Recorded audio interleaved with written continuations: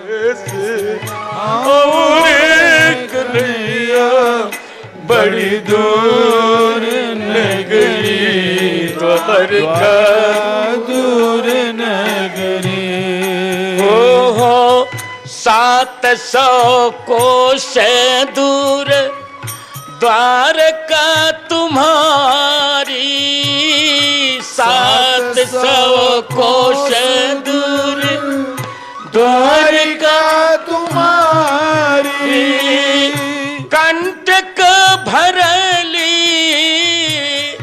कंटक भरली बा पहाड़ी डगरी, कैसे आऊं रे कन्हैया, कैसे आऊं रे कन्हैया, बड़ी दूर नगरी द्वारका दूर नगरी, कैसे आऊं रे कन्हैया, कैसे आऊं रे कन्हैया, बड़ी दूर नगरी द्वारका, दूर नगरी। हो गिरधर मितवा को दर्शन दीजे, गिरिधर मितवा को दर्शन दीजे, सबरी सुधारी लीजे, सबरी सुधारी लीजे, गई बिगड़ी, कैसे आऊं रे कन्हैया, कैसे आऊं रे कन्हैया, बड़ी दूर नगरी द्वारका दूर नगरी, द्वारका दूर नगरी, द्वारका दूर नगरी। बोल रणछोड़ राय की जय। भगवान ने देखा सुदामा नहीं पहुंच पाएंगे, पेड़ के नीचे विश्राम करे, तुरंत भगवान ने गरुड़ को भेजा, जल्दी करो ले आओ। गरुड़ लाए, रुक्मिणी जी के उद्यान में लिटा दिया। सवेरा हुआ, माली ने पानी का छिड़काव किया, आंख खुली, गुजराती भाषा में लाए, हूँ क्या अभी गए। माली ने कहा बाबा बंधन आ द्वारका छे बाबा, द्वारका है, द्वारका नगरी नमन करूं छे द्वारका ने। केम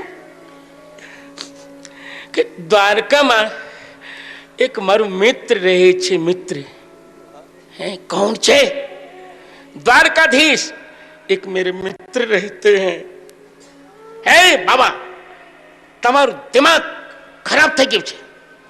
क्या તમે साधारण दरिद्री ब्राह्मण, क्या त्रिलोकेश्वर द्वारकाधीश એમની સાથે તમારી મિત્રતા? હું ખોટું નથી બોલતો, એમની સાથે ભણેલો છું। હું જ એમની નોટ બનાવતો હતો। मैं झूठ नहीं बोलता, उनके साथ में पढ़ा हूं। जब वो राज कार्य में व्यस्त हो जाते थे और गुरुजन को होमवर्क देते थे तो उनकी नोट मैं बना दिया करता था।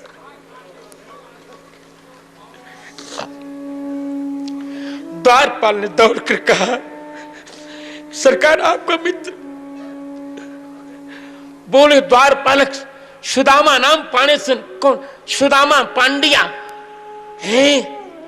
तम बिलो क्या गतम दूरा प्रिया पर्यंक मास्थिता। दौड़े भगवान, दौड़े, दौड़ कर देखा सख प्रिय से विप्र से रंग संगात निर्वृत प्रीतो व्यमुंचद बिंदुन नेत्राभ्याम पुष्कर क्षण। देखा भगवान ने दौड़ के आए, मित्र को गले से लगा लिया। हड्डी हड्डी दिख रही थी। भक्तमाल कार्त कहते हैं कि जब गले से लगाया तो उनको डर लगा कहीं कोई हड्डी क्रैक न कर जाए, टूट न जाए। भगवान द्वारकाधीश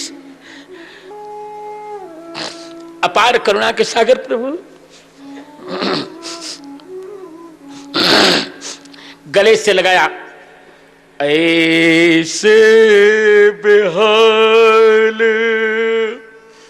बिवाइन ते पग कंटक जान लगे पुनि जोए हाय महा दुख पायो सखा तुम आए इतना किते दिन खोए देख सुदामा की दीन दशा करुणा करी की करुणा निधि रोए पानी पराते को हाथ छुयो नहीं नैनन की जल सो पग धोए।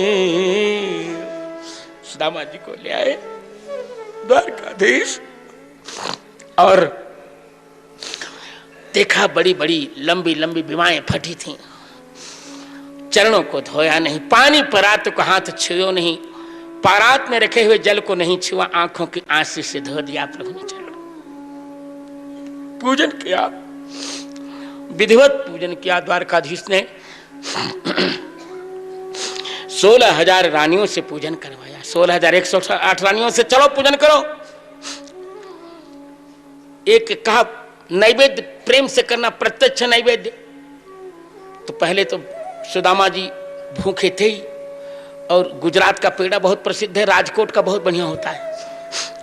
तो भगवान को एक एक पेड़ा खिलाते हैं तो 25-30 पेड़ा तक तो सुदामा जी चले। अब उनको क्या पता कि 16,108 रानियां हैं। अब देखा तो कहा यार मर जाऊंगा, तो कहा देखिए रानियां नाराज हो जाएंगी, तो कहा चलो आधा आधा खिलाओ भाई। फिर आधा आधा, फिर 50 तक होगी, कब तो मर ही जाऊंगा मैं। तो कहा चलो तंत्र से पूजन करो। पूजन किया। विद्यार्थियों की वार्ता चलने लगी। हम लोग भी जब मिलते हैं, आज के विद्यार्थी बहुत दुष्ट हो गए हैं, तू मैं में इनका पूरा जीवन चला जाता है। हम लोग भी विद्यार्थी थे। हम कहा करते हैं कभी कभी कि तिष्ठत्सु गुरुवर्येषु नूतने शास्त्र संग्रहे मित्रैः संक्रीडमानानां तेहिनो दिवसागता। जब विद्यार्थी मिलते, शास्त्र की चर्चा भगवान कर रहे थे। सुदामा जी अपनी पुतली छिपा रहे थे। का भाभी माँ ने कुछ दिया है यार, मित्र बताओ ना यार। का कुछ नहीं, का नहीं। वही गीता जी का श्लोक यहाँ भागवत में भी भगवान दोहरा रहे हैं। पत्रम पुष्पम फलम तोयम यो मे भक्त्या प्रयच्छति तदहं भक्त्युपहृत मश्नामि प्रयतात्मनः। भगवान का पत्र पुष्प फल जल जो भी मुझे कोई देता है, जैसे पत्र दिया, पत्र किसने दिया? पत्र दिया रुक्मिणी नहीं, द्रौपदी ने। पुष्प पत्र दिया किरातों ने भी, पुष्प दिया गजेंद्र ने, फल दिया शबरी ने, और जल दिया रंती देव ने। उधर भी पत्र दिया विदुर जी ने, साग विदुरानी ने पत्र दिया, पुष्प दिया गजेंद्र ने, फल दिया ब्रजबालाओं, फल दिया उधर क्या कहते हैं इधर ब्राह्मणों ने, और श्रुतदेव आगे चलकर मिलेगा, श्रुतदेव ने, और जल दिया रंतिदेव ने। तो जो भी मुझे देता, सुदामा ने कहा ये तो चारों में एक को नहीं है, तो कैसे दूं तुम्हें? ये पत्र भी नहीं है, पुष्प भी नहीं, फल भी नहीं और जल भी नहीं, तो मैं तो नहीं दूंगा। तो भगवान का तो मैं ले लेता हूं, खींच कर ले लिया, एक मुट्ठी खाया भगवान ने, एक मुट्ठी खाया। तब भगवती रुक्मिणी ने रोक दिया कि नहीं, अकेले अकेले मत खाओ, ये प्रसाद है जिठानी जी का। आज तो बहनें जिठानियों को भी भाभी कहने लगी हैं, पर ऐसा नहीं है, जिठानी भाभी नहीं हो सकती, वो जीजी होती है। तो दिया, कहा कि जिठानी जीजी ने हमको दिया है, 16,008 रानियां मिलकर खाएंगी, तो भगवती जी ने छीन लिया। इसमें कोई गलत शंका नहीं करनी चाहिए। भगवान ने सोचा कि सुदामा को क्या दिया जाए, विश्वकर्मा से बुलाकर रात रात में अमर्त्य दुर्लभ संपत्ति दे दी। जाते समय कुछ नहीं दिया, पीतांबर बदलने के लिए दिया था, वो भी वापस ले लिया भगवान ने। सुदामा जी प्रसन्न हुए, चले गए, बहुत अच्छा हुआ, भगवान ने मेरा सम्मान किया, भले मुझे कुछ नहीं दिया तो क्या हुआ, सम्मान था। देखा जाकर सुदामापुरी, सुदामा मंदिर देखे त्रसे, कहवा गई मोरी टूटही मड़ैया, कहवा के नृपति बसे। तब तक पांडियानी आई, कल्याणी सुंदर पान खाती हुई, मुख में को दांत नहीं है, खोड़े पान खाती हुई आई, सुंदर भड़कीली साड़ी पहनकर। देखा दूर से, वंदन केम छो, देखा है तमें कौन छो? तो हूँ कल्याणी का नहीं, तमें कल्याणी नहीं, हमारी कल्याणी तो गरीब हती, एनी पासे कोई साड़ी ना आती, तमें तो भड़कीली साड़ी धारण करने आई बात, तुम्हें कभी कोई राजरानी छो? कने नहीं, हूँ राजरानी नहीं, हूँ कल्याणी छू। तुम्हारी पत्नी बहुत समझाया कि सब मेरे देवर की कृपा है। सुदामा जी गए मंदिर में, बीत राग होकर रहा, काट कोई बात नहीं, तुमको दिया है तुम ले लो, मैं तो अपने कन्हैया से उसी प्रकार प्रेम करता रहूंगा। बोलो भक्तवत्सल भगवान की। इस प्रकार अब 100 वर्ष का वियोग राधा जी का पूर्ण हो गया, और कुरुक्षेत्र में सूर्य ग्रहण लगा। सूर्य ग्रहण के क्रम में सभी लोग, तीनों परिवार, ब्रज परिवार, द्वारका परिवार और पांडव परिवार आया। गोप्यश्चिरात समुपलभ्य, गोपी ने देखा, गोप्यश्च कृष्णम उपलभ्य चिराद अभीष्टम यत् प्रेक्षणे दृशिषु पक्षमकृतम शपंती। राधा रानी ने अपने मनमोहन को देखा, प्रेम से देखा, प्रेम से देखा। दिग्भिर हृदय कृतमम परिरभ्य तापम, प्रेम से देखा भगवान कृष्ण को, हृदय में बिठा लिया, और सबके देखते देखते राधा रानी और कहीं नहीं गई, सबके देखते देखते श्री कृष्ण के हृदय में चली गई। बोल आनंद कंद भगवान की। गोपियों को भगवान ने आध्यात्मिक उपदेश दिया, और इधर वसुदेव ने यज्ञ किया, सबके मनोरथ पूर्ण किए। मुनियों ने भगवान के महात्म का वर्णन किया। तब देवकी ने कृष्ण भगवान से कहा, मेरी एक इच्छा और है, उसे पूर्ण कर दीजिए। कंस ने जो हमारे 6 बेटों को मारा है, उनके दर्शन करवा दीजिए। जब आप गुरु पत्नी का मृत्यु पुत्र दे सकते हैं तो भी करिए। तब भगवान 6 पुत्रों को लाए। पीत्वा अमृत पैस्तस्य पीत शेषम पीत्वामृत पयस्तस्याः पीते शेषम गदाभृतः। भगवान आनंद कंद के द्वारा पीत शेष उस दूध को 6 बालकों ने पिया। सबके देखते देखते परमधाम को चले गए। परीक्षित जी ने एक प्रश्न किया, बोल भक्त वत्सल भगवान की। परीक्षित जी ने प्रश्न किया कि सुना है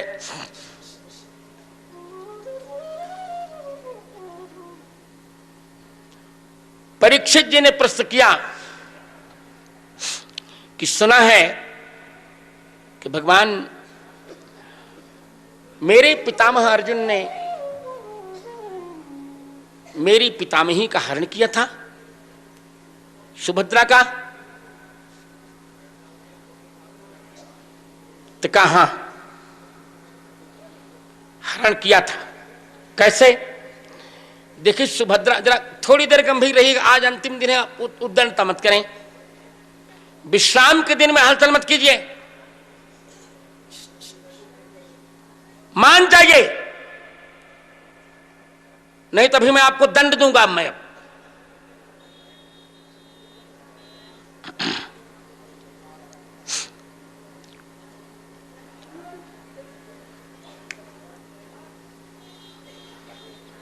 बोल भक्तवत्सल भगवान की।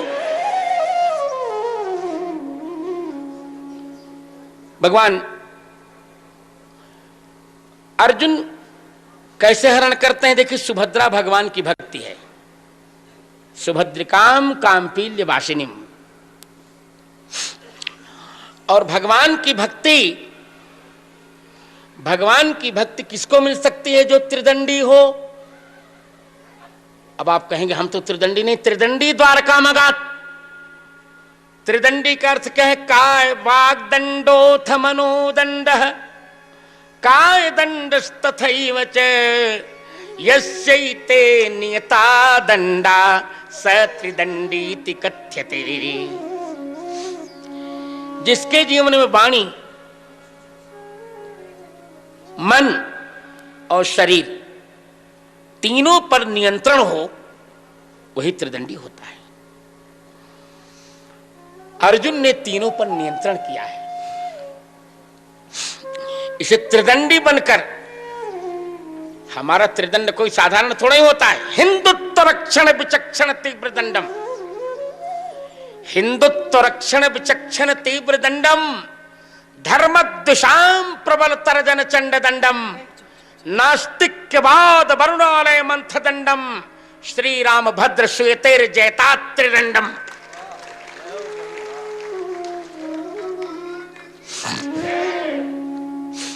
ये हिंदुत्व के रक्षण के लिए त्रिदंड है, धर्मद्वेषियों को दंड देने के लिए दंड है, त्रिदंड है।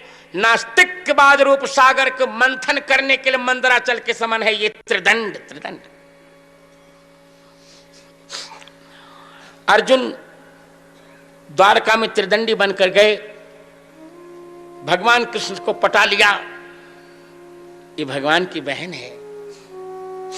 भगवान कृष्ण नहीं चाहते कि इसे दुर्योधन को दिया जाए, और बलराम जी चाहते हैं। बलराम जी का जरा विचित्र क्रम रहता है, जो भी भांग पिला दे उसको सब कुछ देने को तैयार है।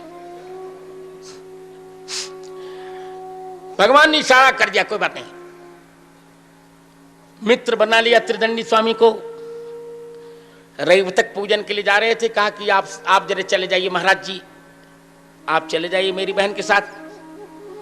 रवि तक पूजा संपन्न की, इशारा कर दिया, ले चलिए, देखा जाएगा जो कुछ होगा। अर्जुन ने बढ़ा दिया रथ उधर की इंद्रप्रस्थ की ओर। यादवों ने आक्रमण किया, अर्जुन ने सबको, और सुभद्रा ने कहा मैं चलाती हूं रथ, आप युद्ध कीजिए, सबको हराया। जब बलराम लेकर उठे हल मूसल, भगवान कृष्ण का बलदाव जी आप व्यर्थ क्रोध कर रहे हैं। क्यों अर्जुन, क्यों मेरी बहन का हरण कर रहे हैं? भगवान ने कहा चाहिए, देखे जरा ध्यान से देखे रथ को, उत्तर सही सही दीजिएगा, कौन किसका हरण कर रहा है ये बताइए। अर्जुन रथ को कौन ले जा रहा है? अर्जुन ले जा रहा है कि सुभद्रा ले जा रही है? तो तब थोड़ा थोड़ा इनका टेम्परेचर नॉर्मल पर गया। कहाँ तो सुभद्रा ले जा रही थी, कहा तो सुभद्रा। तो फिर आप बहन पर क्रोध करने चाहिए, अर्जुन पर क्यों क्रोध करें? जब बहन का मन ही है अर्जुन के साथ जाने का तो आप क्यों रोकते हैं भाई साहब? इस प्रकार से आनंद हो गया।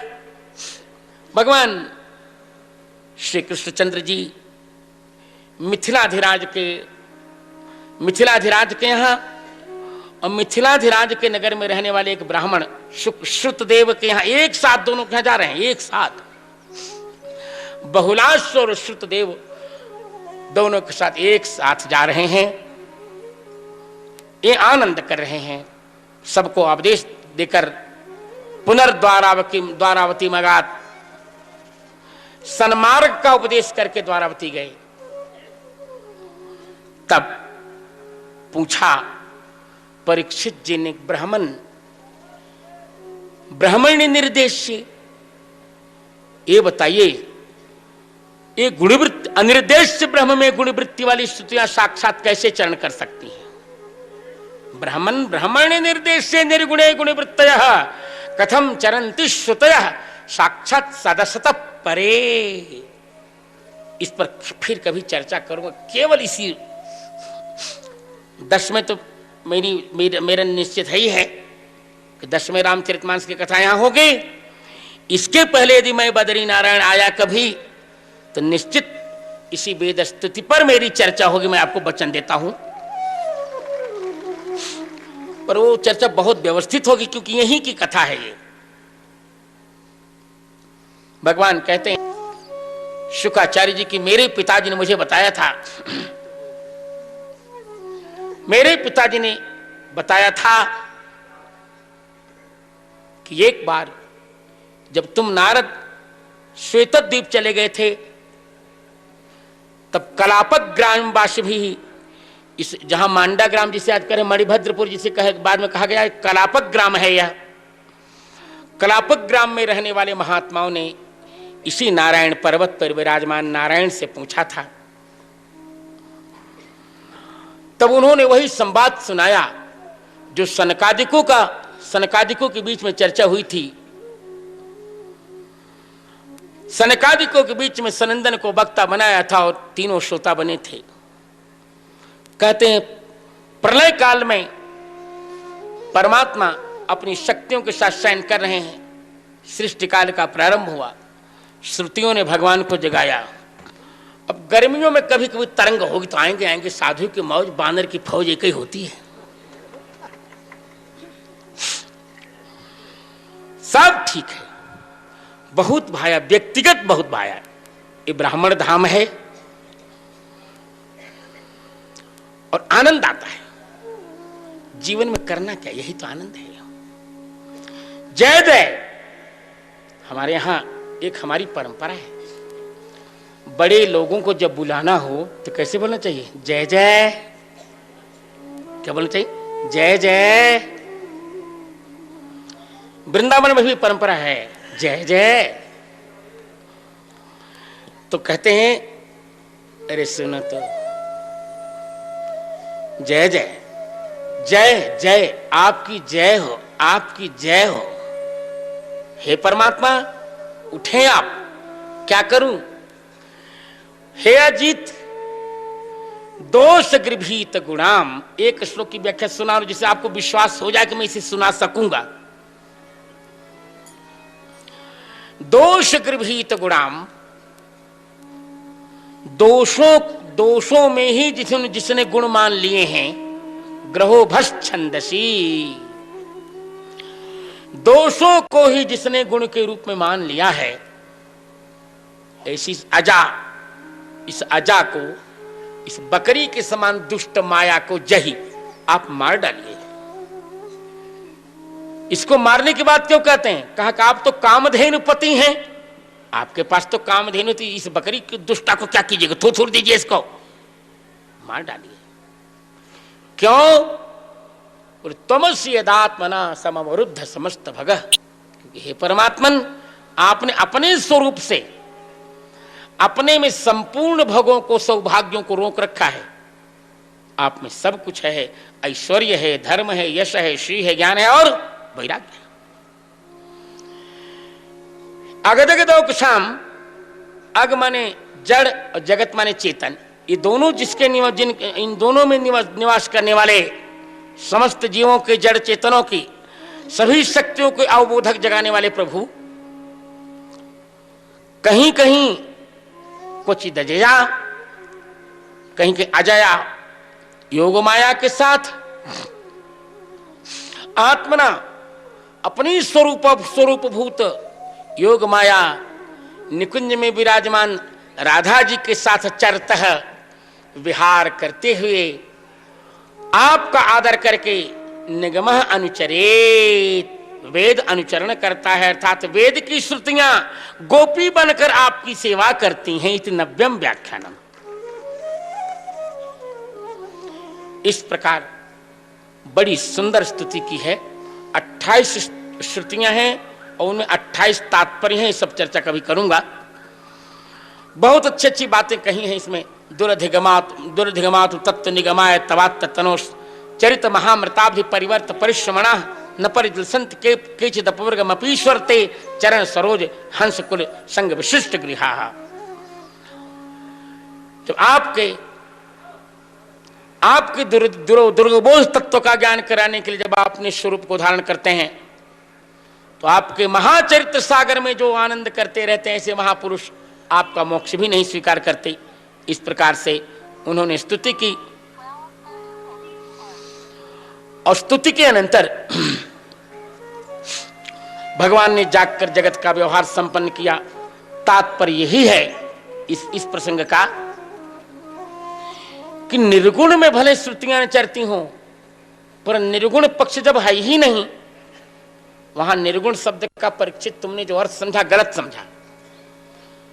तुम समझते हो निर्गुण माने निर्गता गुणा यस्मा, जहां गुण नहीं है। हम ये कह रहे हैं कि निर्लीना गुणा यस्मिन तस्सा निर्गुण है। सारे गुण जिसमें छिपे हैं उसको कहते हैं निर्गुण। कि कोई भी श्रुति ऐसी नहीं जो सिद्ध कर दे भगवान के पास रूप नहीं। हम सिद्ध कर लेंगे। आप जो भी श्रुति कहते हैं कहिए, हम जैसे अशब्द स्पर्शम अरूपम अव्ययम, यहां क्या करेंगे? हम वहां करेंगे। वहां हम कहेंगे अव्यक्ता निरूपाणी यस्य स अरूपः, जिसके रूप प्राकृत नेत्रों से नहीं देखे जा सकते। तो इस प्रकार से अब एक प्रश्न करते हैं कि महाराज वैष्णव निर्धन क्यों होते हैं, शैव धनी क्यों हो जाते हैं? ये भी प्रश्न किया। शुकाचार्य कहते हैं बात ऐसी है ना, शिव जी बड़े भोले भाले हैं। उनको देते समय ये ध्यान नहीं रहता कि बस भक्त को क्या दिया जाए, क्या न दिया जाए। जैसे बृकासुर को ही गलत वरदान दे डाला। बृकासुर ने वरदान मांगा जिसको मैं छू दूं वो जल जाए, कहिए मस्तु। तो कहा पहले इन्हीं के ऊपर प्रयोग कर देता हूं, पार्वती को ले लूंगा। खदेड़ दिया शिव जी को। दौड़ते दौड़ते वैकुंठ आए। भगवान सोचे तो अनर्थ हो जाएगा। भगवान तुरंत माया बटू बने ब्रह्मचारी। देखा, कह रे नमस्ते ब्रह्मचारी ने कहा क्या बात है भाई साहब? बृकासुर, अरे कहा चलो बारात कल चलना है मेरे साथ ब्याह। अरे कहा पार्वती के साथ ब्याह कर रहा हूं। क्यों? पार्वती शंकर के घर वाले। अरे कहा उनको मैं आज ही जला रहा हूं, नमो राघवाय। तो माया बटू भगवान ने कहा अरे वो तो भांग धतूरे पीने वाले हैं, ऐसे बोलते रहते हैं, जरा अपने ऊपर प्रयोग करके देखो तो चचा क्या हालचाल हो जाता है। अपने कहा कैसे करूं, जल जाऊं? कहा नहीं थोड़ा अंगूठा प्रयोग कर देना, उतने थोड़ी जलोगे, देख लेना। या सही हो, थोड़ा सा बाल और जलेगा तब तक मैं बचा लूंगा, जो कमंड छिड़क दूं। अब महाराज उसने परीक्षा करने के जब जो अंगूठा लगाया तो नमो राघवा जल के खाक हो गया। इस प्रकार भगवान ने बचा लिया। पर भगवान ऐसा नहीं करते। भगवान तो भक्त को वही देते हैं जिससे भक्त का कल्याण हो। नारद जी ने मांगा अपना रूप दे दीजिए, आप अनुरूप दे हो प्रभु मोहि। तो भगवान चाहते तो अपना सुंदर चतुर्भुज रूप दे देते, पर भगवान जानते थे कि इससे इनका अकल्याण होगा। तो कहा आपन रूप कहा, तो कहा मेरा रूप बानर का भी तो मेरा रूप है, तो कहा चलो बानर का रूप दे देता हूं। तो बानर का रूप में लाभ क्या हुआ? बानर हैं, संत भगवान के भक्त हैं, तो भगवान के भक्त का चेहरा जब मिल जाता है व्यक्ति को तो माया उसको नहीं सताती, माया ने छोड़ दिया नारद जी को। अब कहा इन तीनों देवताओं में भजनीय कौन है? तो कहते हैं भृगु ने यही परीक्षा ली थी। ब्रह्मा जी के यहां गए, प्रणाम नहीं किया, उन्हें क्रोध आ गया। शिव जी के यहां गए तो स्वागत करना चाहते, कहा नहीं नहीं तुम तो अशुभ बेश में रहते हो, कुछ कहा तो शिव जी त्रिशूल लेकर मारने दौड़े।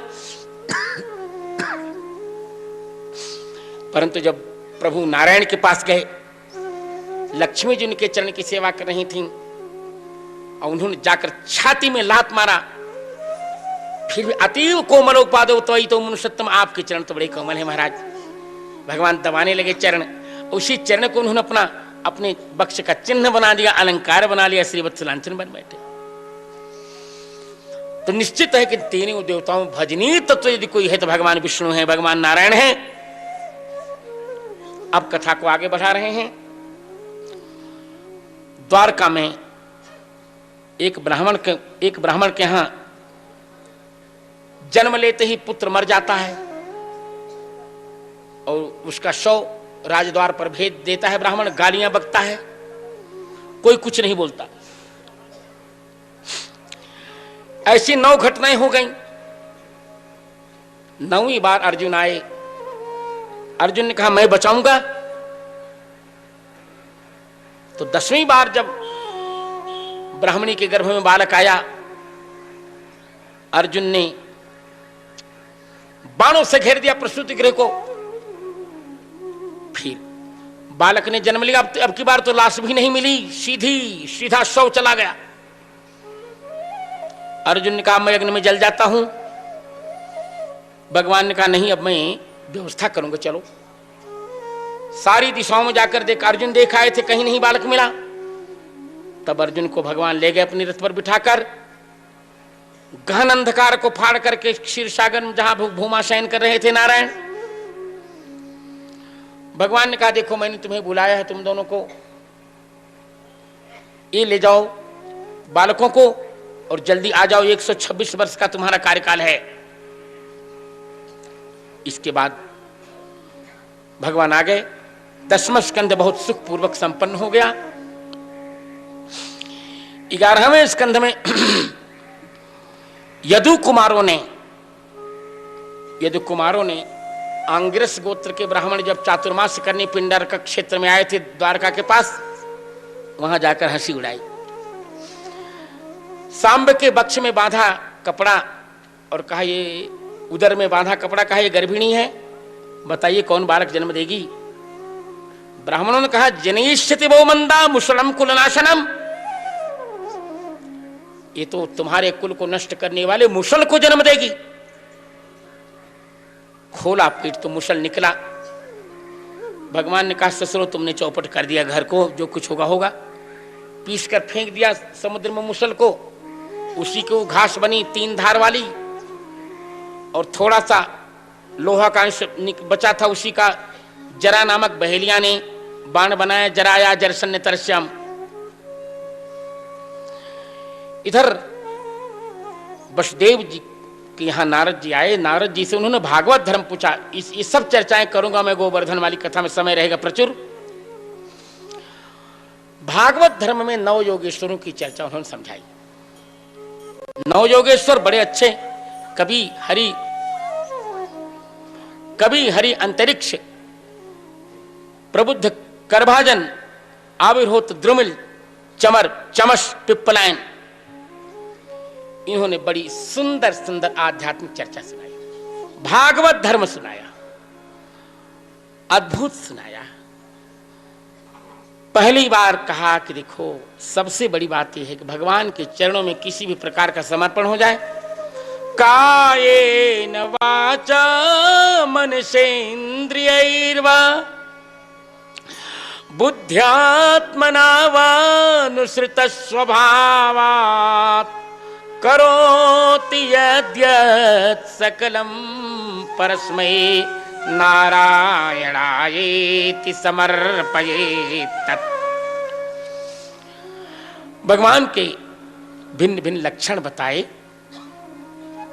माया का स्वरूप बताया, भगवान के अवतारों की चर्चा सुनाई, चारों युगों की चर्चा सुनाई। कलयुग में कलावपि यथा श्रेणी में तो कह दिया। अब यहां मूल भागवत के अक्षर को जब देखें तब तो ये लगता है कि राम जी की ही उपासना का वर्णन है यहाँ, तो कृष्ण का वर्णन द्वापर में किया जा चुका है। ध्येयं सदा परिभवग्नमभीष्टदोहं तीर्थास्पदं शिव विरिञ्चनुतं शरण्यं भृत्यार्तिहं प्रतपाल भवाब्धिपोतं वन्दे महापुरुषते चरणारविन्दं त्यक्त्वा सुदुस्त्यज सुरेप्सित राज्य लक्ष्मीं धर्मिष्ठ आर्यवचसा यदगादरण्यं माया मृगं दयितयेप्सितमन्नुधावद् वन्दे महापुरुषते चरणारविन्दम। कलयुग में रामोपासना, और यदि बहुत हठ हो, विवाद नहीं करना तो 2 श्लोकों में कृष्ण राम दोनों को उपासना कर लेना चाहिए, पर अक्षर नहीं कर, अक्षर तो ही कहता है कि उन महापुरुष के चरणारविंद का वंदन कर रहे हैं जो त्यक्त्वा सुदुस्त्यज सुरेप्सित राज्य लक्ष्मी, देव दुर्लभ राज्य लक्ष्मी को छोड़कर पिता की बात मानकर जो चरण वन में चले गए, माया मृग के पीछे जो दौड़े, तो कौन से चरण माया मृग के पीछे दौड़े थे? निगमनेति शिव ध्यान न पावा, माया मृग पाछे सो अक्षराणतीदमेव कथयन्ति शेषम जना जानन्तु। 9 योगेश्वरों का संवाद, अंतिम बात बड़ी अच्छी कही। स्वपाद मूलम भजत प्रिय परस्य प्रेस त्यक्तान्न भावस्य हरि परेशः विकर्म चेद उत्पजतम कथनचित धुनोति सर्वम हृदय सन्निविष्टम। भगवान अपने भक्त का कभी कुछ पतन नहीं होने देते, उसके जीवन में यदि विकर्म होता भी है तो भगवान उससे बचा लेते हैं। अब उद्धव जी ने जान लिया कि भगवान जाना चाह रहे हैं। स्वधामपि स्वधाम नय मामपि, मुझे भी ले चलिए। तब भगवान ने उद्धव गीता सुनाई। चर्चा करेंगे कभी न कभी। अब उद्धव गीता सुनाई। उद्धव गीता के कुछ अंश बहुत आवश्यक हैं और उपयोगी भी। भगवान से उद्धव ने एक बात बड़ी अच्छी पूछी थी कि आपको संतुष्ट कौन कर सकता है, किससे आप प्रसन्न होते हैं? भगवान ने कहा देखो, नमाम नरोधेति माम सांख्यो न योगो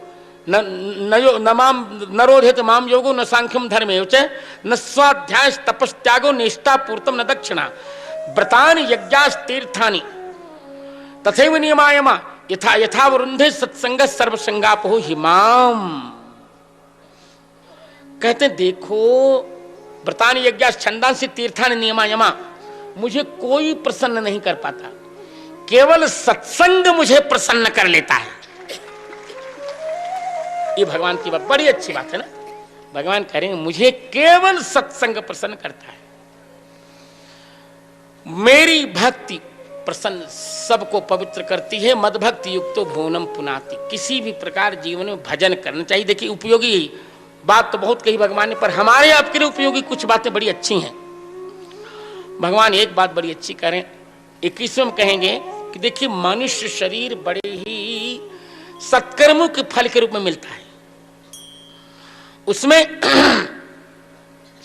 ये नौका के समान है। गुरुदेव इसकी खेवैया हैं। गुरुदेव भगवान कहते मेरी कृपा ही अनुकूल वायु है। इतने पर यदि किसी ने संसार सागर को पार नहीं किया ना, तो उसको आत्महत्यारा समझ लेना चाहिए। नृदेह माद्यम सुलभम सुदुर्लभम प्लवम सुकल्पम गुरु कर्णधारम मयानुकूले न भस्वतेरितम पुमान भवाभ्युम न तरेत स आत्मः। भगवान ने 8 प्रकार की मूर्तियां बताई और कहा उद्धव अब तुम बदरी बन चले जाओ, बदरी बन जाओ, बदरी बन जाओ। गच्छोद्धव मयादिष्टो जल्दी जाओ। कहां जाऊं? बस मेरे बदरिकाश्रम में जाओ। बदरिया आश्रमम मम, जल्दी जाओ, वहां नियम करो। ईक्षयालक नंदाया विधूता शेष कलमशः, आनंद करो, भगवान बलकल वस्त्र धारण करो, वन्य वस्त्र खाकर निष्प्रिय होकर अंत में मुझे प्राप्त कर लोगे। अब यहां एक वाक्य बड़ा बढ़िया है। सुदुष्टज स्नेह वियोग कातुर, कातरो न शक्नुवन् हातुम, भगवान न शक्नुवंस्तम परिहातुमातुर है, छोड़ना नहीं चाहते भगवान को। कृक्षम यजौ मूर्धनि भर्तृपादुके, बिभ्रत नमस्कृत्य ययौ पुनः पुनः। बड़ा करण प्रकरण है यहाँ का। उद्धव जी भगवान कृष्ण की पादुका लेकर चले आए बद्रिकाश्रम। आज भी वे पादुका यहां विराज रही हैं। इधर यादवों का परस्पर युद्ध हुआ, सब यादव संपन्न हो गए। भगवान ने भी भगवान के चरण में बहेली ने बाण मारा। लोकाभिरामाम स्वतनुम धारणा ध्यान मंगलम, योग धारणयाग्नेया आदग्ध्वा धामा विशत्स्वकम। सब लोग देख रहे थे, योग धारणा से अग्नि प्रकट हो रहा था, पर भगवान का शरीर जला नहीं। धामा विशत्स्वकम, अपने धाम में प्रवेश किया। कौन सा धाम? धामना स्वेन सदा निरस्तकोकम। लोग तो कहेंगे गोलोक, हम कहेंगे गोलोक नहीं। उन्होंने सबके देखते देखते अपने भागवत ग्रंथ में ही प्रवेश कर लिया। बोल भक्तवत्सल भगवान की, बोल भक्तवत्सल भगवान की, भागवत भगवान की। द्वादश स्कंध में भगवान ने भिन्न भिन्न चर्चाएं की शुकाचार्य ने, और कहा राजन तुम मरोगे थोड़े। हम ब्रह्म परम धाम ब्रह्म हम परम पदम। यहाँ चतुर्थी विभक्ति है, चिंता नहीं करना, चतुर्थी विभक्ति है और उसका लोप हुआ है। शुभम श्लोक पुरुष वर्णाच्छया दाड्या जाजाला। मैं ब्रह्म के लिए हूं, ब्रह्म मेरे लिए है। अहम ब्रह्म परम धाम ब्रह्म हम परम पदम। अहम में भी प्रथमा विभक्ति चतुर्थी के अर्थ में है। अहम ब्रह्मणे अब्रह्म मह्यम। इस प्रकार चिंतन करके तुम अपना चिंतन अपने अपने शरीर का त्याग, ब्रह्मीभूत हो जाओ। ब्रह्मभूत राजर्षि है, राजर्षि ब्रह्मभूत हो गए। शुकाचार्य जी पधार गए, राजर्षि परीक्षित ब्रह्मभूत हो रहे हैं। तक्षक ने आकर दशा सबके देखते देखते शरीर जल गया एक क्षण में। हाहाकार मचा, जय जयकार। परीक्षित जन्मेजय ने सर्प यज्ञ किया। सर्प यज्ञ में निरर्थक सर्पों का विध्वंस देखकर परीक्षित बृहस्पति ने उन्हें रोका। इस प्रकार से शुकाचार्य ने संपूर्ण संहिता का वर्णन कर दिया। संहिता के वर्णन के पश्चात उन्होंने मार्कंडेय का वर्णन पूछा। मार्कंडेय का वर्णन, मार्कंडेय ने तपस्या की यहीं पर।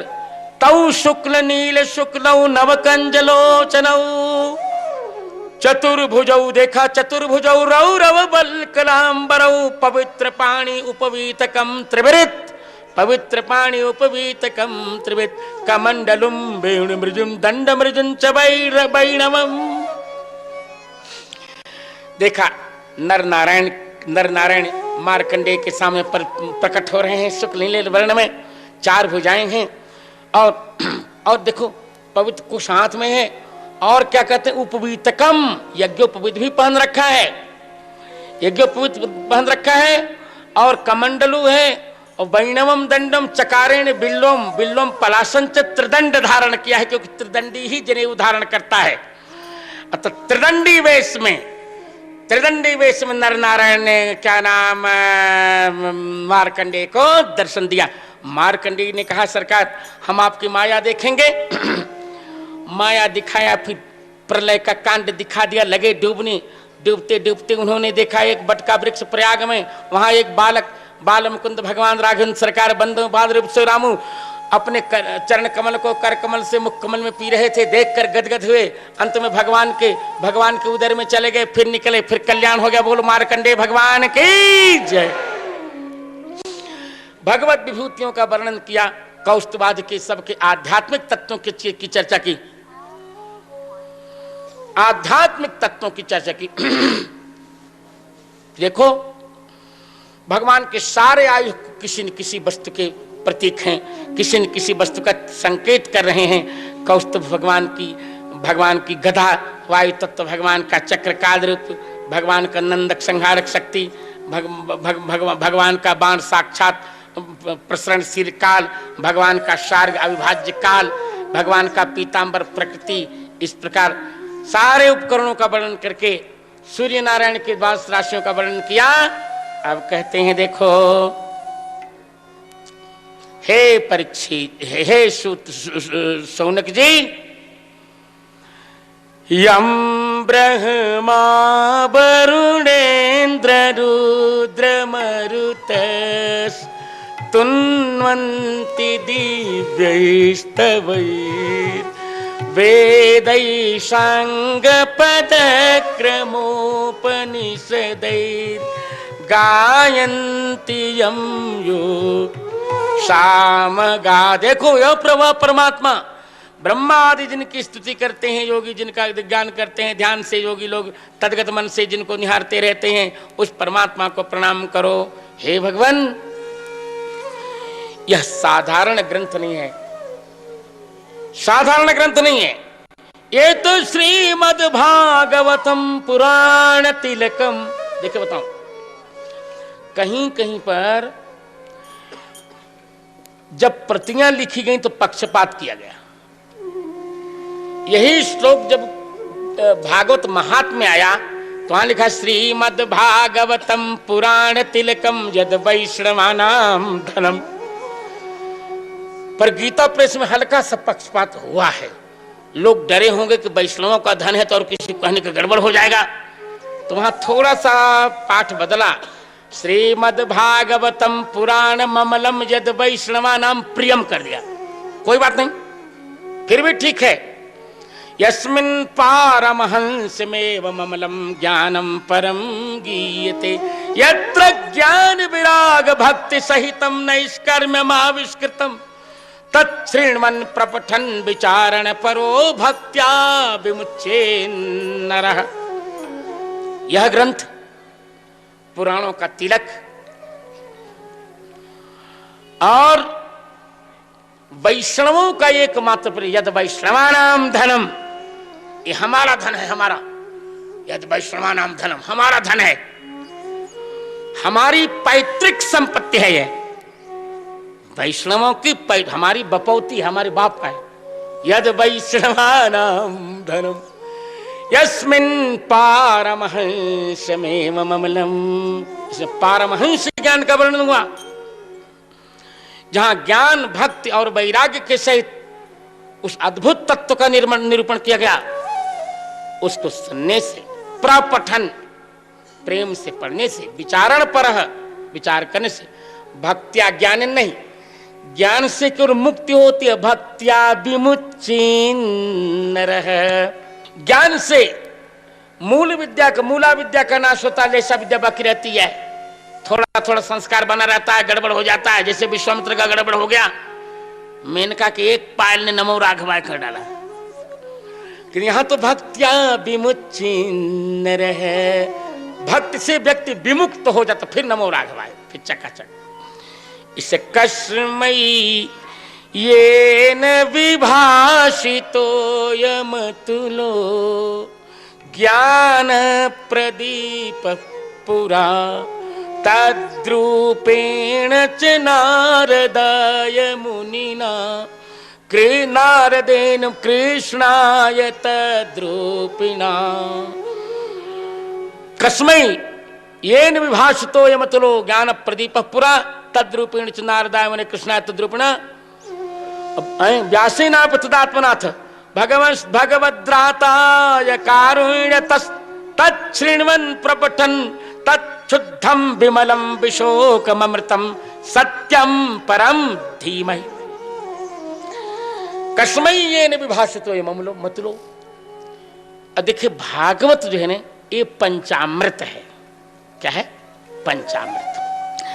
कस्मै येन विभाषितो यमतुलो।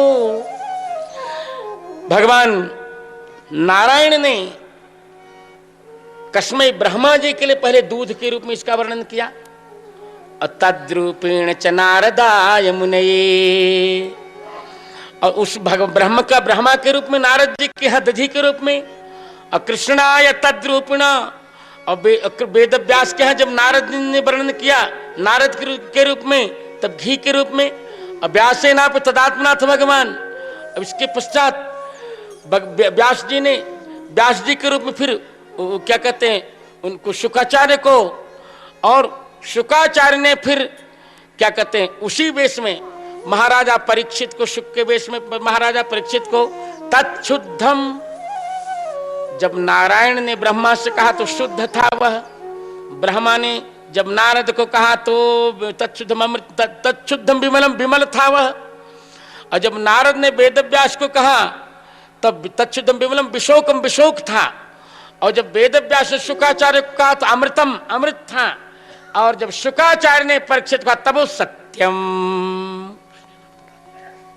इस प्रकार सत्यम परम धीमहि, 3 बार बोलिए सत्यम परम धीमहि, सत्यम परम धीमहि, सत्यम परम धीमहि, सत्यम परम धीमहि, सत्यम परम धीमहि, परम धीमहि। 3 बार और बोलिए हरये नमः, हरये नमः, हरये नमः, हरये नमः।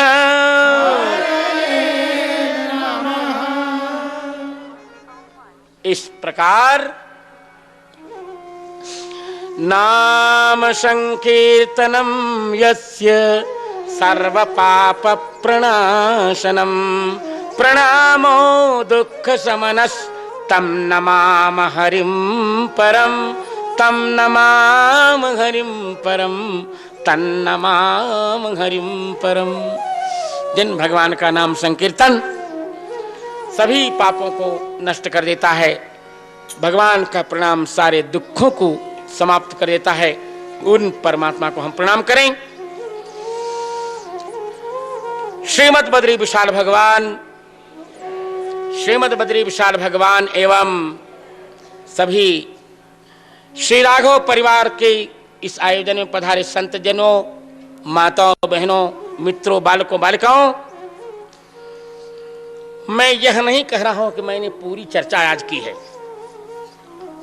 ऐसा मैंने न कभी कहा न कहूंगा, और यह भी नहीं कह रहा हूं कि मैं इससे संतुष्ट हूं, अभी मेरा भी मन नहीं भरा, क्योंकि समय सापेक्ष था, सब कुछ समय सापेक्ष था। परंतु इतना अवश्य कह रहा हूं कि यहां भगवान की और संतों की प्रेरणा से जो कुछ मैंने कहा है वह अशास्त्रीय नहीं था, बस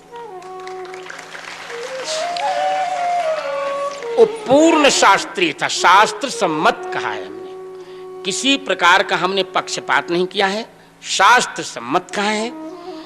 और एक ही मेरा निवेदन है कि हम अब जहां जाएं, जहां रहें, सब कुछ करें, सब कुछ भूल जाएं, पर भगवान को न भूलें, क्योंकि भगवान का स्मरण सबसे बड़ी संपत्ति है, और भगवान को भूल जाना सबसे बड़ी स्मर्तव्य सततम विष्णुर विस्मर्तव्यो न जातु चित, सर्वे विधि निषेधा शिरे तयोरेव किंकराः। सबसे बड़ी विधि क्या है? भगवान का स्मरण, और सबसे बड़ा निषेध क्या है? भगवान का स्मरण, और सबसे बड़ा निषेध क्या है? भगवान का विस्मरण। राम सुमिरन सब विधि ही को साज रे, राम को विसारिबो निषेध सिर ताज रे। इसलिए हम भगवान का स्मरण करें, हम सबका मंगल हो। अब यहीं पर मैं इस कथा को विश्राम दूं, यहीं पर मेरी शुभकामना है। हमारा भारत अखंड हो, अजय हो, सार्वभौम सत्ता संपन्न हो। हे बद्री विशाल, हे बद्री विशाल भगवान, आप इस भारत के देवता हैं। इस राष्ट्र को हिंदू राष्ट्र बनाइए, इसे अजेय बनाइए, इसे विश्व का सार्वभौम सत्ता संपन्न बनाइए। एक बार इसको फिर स्वर्ण युग में ले आइए। हे प्रभु, यही एक त्रिदंडी सन्यासी की आपके सामने आज दक्षिणा है कि आपको मुझे दक्षिणा देनी पड़ेगी। ये मुझे दक्षिणा दीजिए। दीयताम दक्षिणा मह्यम, दीयताम दक्षिणा मह्यम, दीयताम दक्षिणा मह्यम। सबका कल्याण हो। राधे गोविंद गोविंद राधे, राधे गोविंद गोविंद राधे, राधे गोविंद गोविंद राधे, राधे गोविंद गोविंद राधे, राधे गोविंद गोविंद राधे, राधे गोविंद गोविंद राधे, राधे गोविंद गोविंद राधे, राधे गोविंद गोविंद राधे, राधे गोविंद गोविंद राधे।